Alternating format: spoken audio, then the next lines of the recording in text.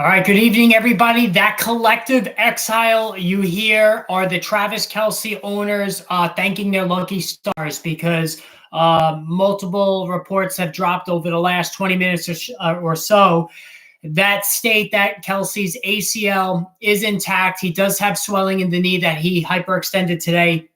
And really because of the timing of it with the game against the Detroit Lions, really just 48 hours away, it's unlikely he's going to play in week one. Although there is an outside chance if the swelling goes down that he could give it a go, maybe be on a snap count. But the bigger picture here is that Travis Kelce looks like he has averted disaster. Major scare on the eve of the fantasy football season getting going this Thursday. This is the Fantasy Sports. If you're new to the channel, hit that subscribe button. Lots of live streams this week. And certainly this was a big, gigantic bit of potential news when just a little bit before 2 o'clock Eastern this afternoon, we got word from Andy Reid that Travis Kelce had in fact hyperextended his knee.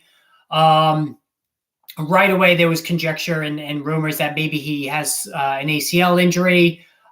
Details were pretty sparse initially. And of course, you have all these fantasy medical doctors online saying, oh, it's probably a torn ACL. He's done.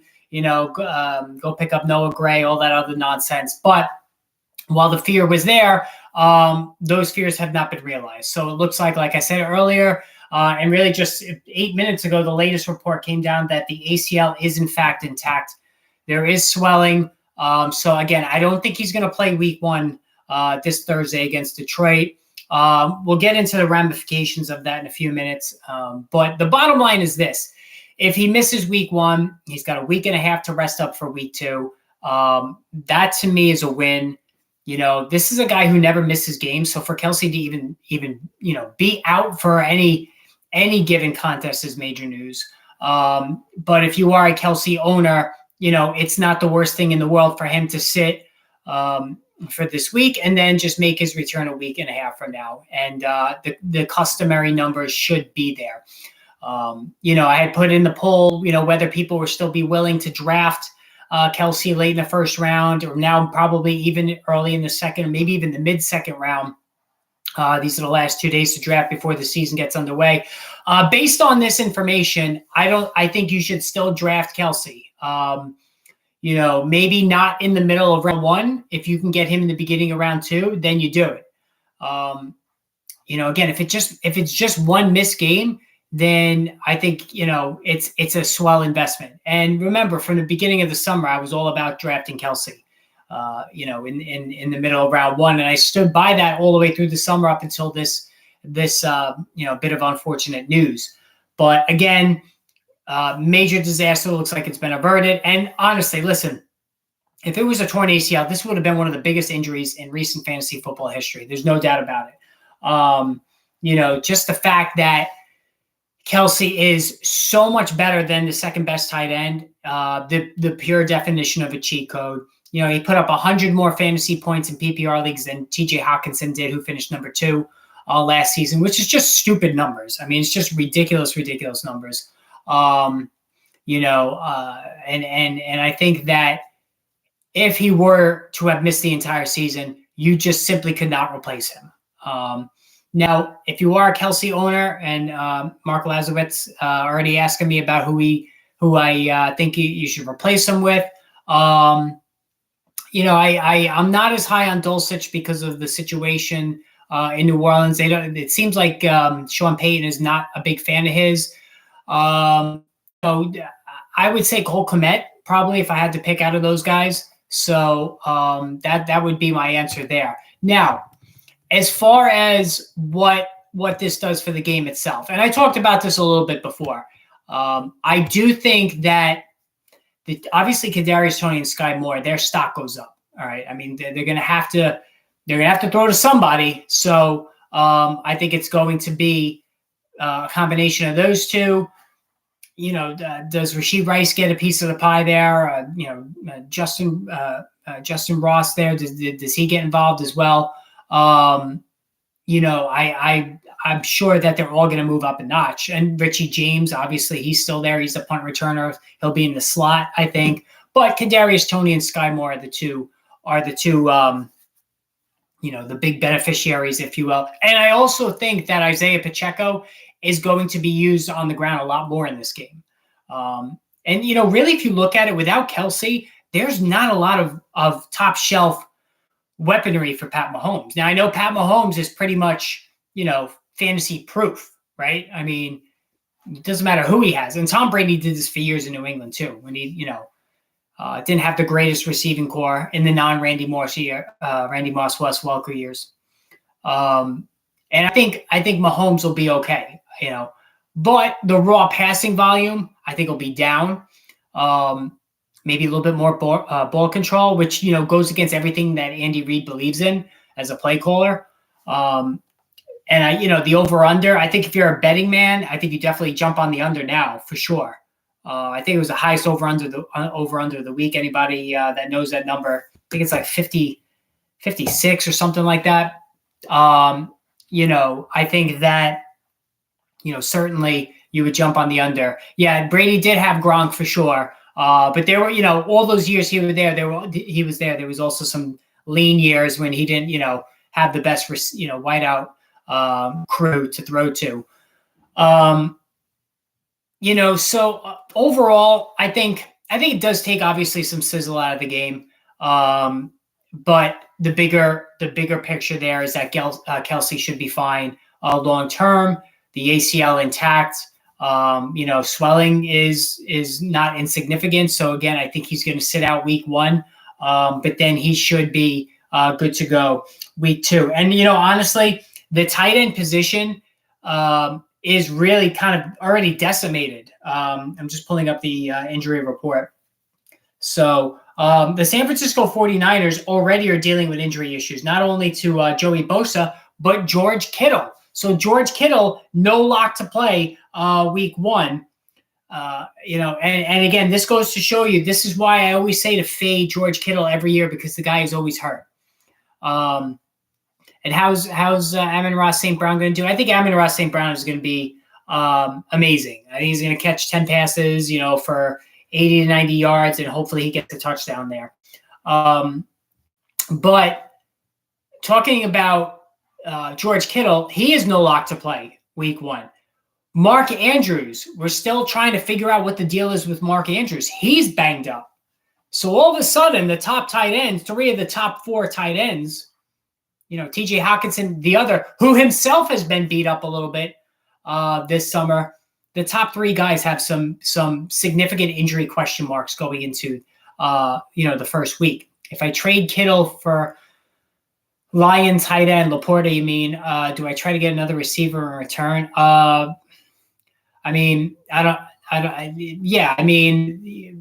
You got to get something. I mean, Sam Laporta is really just a prediction right now. Same thing with Dalton Kincaid. I mean, rookie tight ends, I try not to rely on them because the evidence is just so overwhelming that they really don't contribute as much as we would like for a rookie. Kyle Pitts was really good as a rookie, but that's, an exception. But I think, for Kittle, I don't think you should trade him. You don't want to trade a guy who's injured because you're not going to get the full value of him. Wait for him to come back, put a game or 2 out there, and then you could, put him in some kind of a trade. So the 49ers are definitely dealing with some injury issues. I just want to pull up the latest on player news. All right, on George Kittle, because, like I said, and this is par for the course with George Kittle, and this is why I always fade him every year. So he's got a leg injury, not practicing. I don't have any information on if he was out there today. Of course, they play on the West Coast, so I'm sure we're going to get that coming down the pike soon. As far as Joey Bosa, I hate a fucking autocorrect. So annoying. Joey Bosa's situation. I meant Nick Bosa. I said Joey Bosa. Nick Bosa is the one I was talking about. I thought I saw that Nick Bosa was. Maybe it was a contract. I might be wrong on that. Maybe it was a contract. I'm not sure about the deal with Bosa. I thought I had saw something that he wasn't possibly not playing. But anyway, so George Kittle has a leg injury. But I think that you knew going in. And also, Cooper Kupp, we have some high-end guys that are already banged up. And I saw a tweet today, and I retweeted it from Frank Amarante, who's a really knowledgeable fantasy analyst on Twitter. And he put it out there. He said, listen, it was as obvious as anything, and I'm just paraphrasing him. It was staring all of us in the face, the risk that Cooper Kupp brought to the fantasy football table even before he got hurt, and many chose to ignore it. And again, I was one of those, like Frank, screaming to the rafters all summer, do not draft Cooper Kupp. Don't draft Cooper Kupp. There was just too many bullets on him. Age, history of injuries, bad offensive line, bad offense, immobile quarterback, just a bad team in general. And now look what happened. So no shock for me there. Him and Jonathan Taylor were the two biggest fades for me among name brand guys. So not surprised what happened there. All right, Mark, as far as your team is concerned, Mahomes, Kupp, you have Kupp, so you made a mistake right there. Debo, Hopkins, I don't love your wideouts. I'm not a Debo fan. Aaron Jones, Dobbins, Kelce. Oh, man, you're dealing with a lot of injuries already. Pittman, I don't like Pittman in that. I really don't like anybody in Indy. I'm sorry if I'm hating on your team, man, but I'm just not a Pittman guy. I'm not a Debo guy, and I'm definitely not a Cooper Kupp guy. I think you need to improve your wideouts. I got Jalen Hurts at QB. Yeah, I have Jalen Hurts in one of my leagues too. I think he's going to be awesome as usual. And he was the highest scoring quarterback in fantasy last year on a per game basis. Both of my first two picks. Yeah, man, that's tough. Your first two picks already are hurt. Which three would you start? White, Pierce, Madison, Pacheco, Jordan Addison. I probably would go Pacheco, White, and I would have to say maybe Madison. So Madison, Pacheco, and White.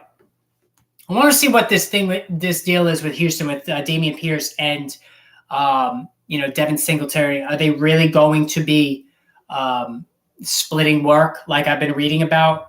We talked about that yesterday. All right, let me get back to the news of the day here. All right, we talked about so Terry McLaurin, that was the other one. So Terry McLaurin, day to day, he's got a turf toe. I still don't think he's going to go week 1, but he's at least trending in a positive direction. I think it's more like week 2, and if he misses week 1, then obviously you play Jahan Dotson, no doubt about it. Got Geno in the 12th. Too many good wide receivers. Yeah, it's ridiculous how Geno Smith has been completely disrespected this season. It's just absolutely mind blowing to me that he went as cheap as he did. It's insane. Jahmyr Gibbs was a discussion about him today that he's going to be the downfield threat for the Detroit Lions Thursday. Not the best news that you want to hear. It's almost like they're going to be treating him as a wide receiver, and certainly he's a very good pass receiver. But maybe this gives David Montgomery the lion's share of carries, while Gibbs is going to be, operating sort of like a de facto slot receiver, or maybe even an X guy, based on that report. So, I'm really curious to see what this workload situation, how it breaks down between Montgomery and Gibbs. I'm not starting Montgomery in the one league I have him because I want to see how this plays out, and I have some other options ahead of him that I like better. I'm starting James Conner and Cam Akers, and I trust him a little bit more, at least at this point, especially with Cam Akers. They're going to be running him a lot with the Rams. Tua or Watson. You got to start Tua when he's healthy. I mean, listen, he was on an MVP pace the first half of last year. I spoke about that last year. He absolutely was killing it. Even if you're the biggest, to a hater in the world, he was absolutely killing it last year. Before he got hurt. And obviously we know it's only a matter of time before he gets hurt again. But he's got 2 alpha wideouts, wide receiver ones, and Tyreek Hill and Jalen Waddle. I like both of those guys as long as Tua is healthy. And I would play him over Watson because we've seen some really ugly things so far this summer and last year from Deshaun Watson. What would you recommend to make my team better? Who should I pair up for a trade? Mark, I mean, you gotta go back and get, somebody like maybe a Tyler Lockett, who you can get relatively cheap. who's always very productive, guys like that. Aaron Jones, I think you said you had Aaron Jones, but like cheaper running backs that are going to be the bell cow guys, like a James Conner, that's not going to cost you anything. Those are the kind of guys that you could probably get right now that can improve your team quickly. How do you think Najee will do this year? I'm not a Najee guy, never have been. He's just, for a guy now 2 years into his career to have not averaged 4 yards per carry. That's all you need to know there about Najee Harris. He's just not a explosive runner by any means. He's got a guy nipping at his heels and Jaylen Warren who's very capable. So I'm not a big Najee guy. Zay Flowers' birthday is the day before his debut. He's Zay Flowers, not sure he's a must start, but he's got a lot of ability. He's got a lot of speed. They can use him on jet sweeps. I do like his potential, but you have Rashad Bateman, Mark Andrews if he plays, and Odell Beckham ahead of him. Nelson Aguilar is there as well. So there's quite a bit of target competition, I think, to automatically put Flowers in there. A little scared for Waller this week with the Cowboys defense. Nobody can guard him. I know the Cowboys defense, they're a tough unit, but they're going to design and get the ball for Darren Waller. When you have an offensive genius as a head coach in Brian Daboll, I trust in him to find ways to get him open. Who'd you grab off waivers? Dobbs, Thielen, Chark, or Jaden Reed? I think Dobbs is banged up. I guess for now, probably Thielen. Because, we do know that Thielen's always good at around the goal line. Would you start Khalil Herbert or Dameon Pierce? I still will go Dameon Pierce. One in the flex, Breece Hall, Monty, Jamal Williams, or Sky Moore. Definitely going Sky Moore there. They have to rely on him now. I agree Connors and Akers should start over Montgomery, but I could see him outproducing. Yeah, that could happen. No doubt about it. Sam Howell or Tua, you got to go Tua there. George Pickens, week 1. I don't like Pickens. I think I got to see it first before I trust him right out of the gate. Best defense, you suggest New Orleans Saints. New Orleans Saints, the best defense I suggest, hands down. I've been saying it all summer. But anyway, it's amazing. We're only just, a few days away from the first game. We're dealing with big name guys already going out injured.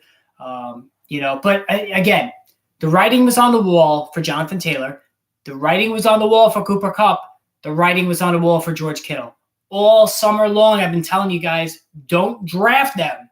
Their reputation precedes them, and the setup was not great. Even if Kittle miraculously played every game, there is so much target competition there with Debo and with Brandon Ayuk, who actually both should step up and have some, decent target shares with Kittle out this week if he does wind up missing the game. So it's just amazing to me how so many people just ignored that. Which in the flex, Breece Hall or Thielen? I think Hall's going to top out at 8 to 12 touches tops. I don't think he's going beyond that. That's a tough defense. I would have to go Thielen reluctantly. Running backs are Kemba Walker and Najee. Do I switch one out for Najee? No, Rain, you could go with both of them. I'm not a fan of Kenneth Walker either. And I know very well that I could easily get that one wrong because I don't have an issue with his running style. Well, other than he runs a little bit too upright. I have an issue with Najee Harris. He's just not much of an athlete. He's 3 yards in a cloud of dust. Whereas Kenneth Walker is a game breaker, no doubt about it. He can hit the home run, picks up chunks of yardage in a hurry. I definitely respect Kenneth Walker as a runner, but I'm not sure he can stay healthy. And he's got a guy behind him nipping at his heels. That the rookie from UCLA, Zach Charbonnet, that I think is going to be a real. He's going to be a storyline at some point in the season. Same thing that I feel about Tank Bigsby as well. Kenneth Walker, I hate autocorrect. I'm not a big Kenneth Walker guy. Okonkwo or Kincaid this week. I'd have to go Okonkwo. The Jets defense is legit. And anybody who's a Stephon Diggs owner out there, get ready for a rough go of it week 1. So if you look at the 2 games that Diggs played against Sauce Gardner, who is the number 1 shutdown corner in football already after his only 1 year in the league, Diggs struggled noticeably against Sauce Gardner last year. And, we always got to check who the Buffalo Bills are playing each week. See if he's matching up against one of your fantasy wideouts because he literally can take that wideout right out of the game, a la Darrelle Revis, a la Deion Sanders. That's how good Sauce Gardner is. There's no doubt about it. So you got to be very careful. And for Dalton Kincaid, James Cook too. This is a brutal matchup for James Cook. Keenan Williams clogging the middle. His brother Quincy right behind him. The Jets got pass rushers all over the place. This is a very stout, strong defense. Really needs to be respected. And I think James Cook could have a tough day. It could quell some of that hype, the incessant hype he's been getting this summer, that we have to just be a little bit careful not to.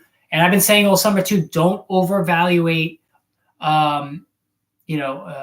James Cook, because he's never been a bell cow back at any level, college in the NFL. There's an open question mark about how many touches he can get in a given game, and before injuries start to strike. And now he has the Jets week 1, which is a brutal matchup for him. Now I'm going to go more into the start-sit aspect of things, probably Football Friday. I'm going to probably do that. Tomorrow's Wednesday. I'm not sure if I'm going to have a stream tomorrow. If there's any really bad news about Travis Kelce, I will. I just wanted to jump on today and just do this stream with Kelce because it was such a major storyline for sure. Is Garrett Wilson a new Davante Adams? I think so. I think Garrett Wilson absolutely could be the new Davante Adams. I said that yesterday on the show. I think he's that good. I think the sky is the limit for Garrett Wilson. Deshaun Watson and Jordan Love. Oh, yeah, I got to go Deshaun Watson. I mean, as much as Deshaun Watson has struggled, I still have to go with him over Jordan Love, who, we've only seen him make one start. And, while he's been good this summer, I want to see a little bit more before I fully trust in him going forward. But I do like him. And I think, like I said, there's really good value at the quarterback position. I think Sam Howell is going to surprise a lot of people. I talked about that yesterday. I think Justin Herbert could challenge for quarterback 1. These were some of the ideas that I shared with you, a couple of days ago when I did the bold predictions. You're welcome, Robert. So, if you missed the bold predictions, make sure you check that out. I'm going to have a pick for that Thursday night game. I don't know if it's going to be a pick to go on my record for the season or maybe just a lean. I know every Thursday I give you the pick whether I think it's a good bet or not. 6.5, that's kind of a weird number. I'm sure it's come down maybe a little bit because of the Kelce injury. It's not going to hit 7. I thought 7.5 might have been a good number, but it's not going to get there now with Kelce being hurt. Would you trade Hopkins and Kupp for Gibbs and Lockett? Yes. Yes, I would do that. I'm not a fan of Kupp or Hopkins. I really like Lockett. Gibbs, sky-high potential. I don't want to deal with Cooper Kupp and the injuries. I'm sorry. And DeAndre Hopkins, another 30-plus guy who's going to be dealing with soft tissue injuries. Better season, Daniel Jones or Deshaun Watson? That's hard to say. I really still think Deshaun Watson's going to be fine. I mean, he's only 27, but I do like Daniel Jones. He's got a second straight year in the system. He played good last year. There's going to be more touchdown passes. He's got Darren Waller. He's got Paris Campbell. He's got new weapons. And he has a great coach, the best coach team in the NFL last year. I think he's going to be solid this season. So we'll have to see. But anyway, guys, I'm going to end it now. Just a short stream. I just wanted to talk about the Kelce thing. Thanks for tuning in as always. Make sure you check in again tomorrow. I'm going to have some videos up previewing the season. Probably not going to do a live stream tomorrow, but definitely Thursday. Maybe we'll do the fantasy cast. I'll let you guys know about that. But until then, have a great night, everybody. We'll talk soon.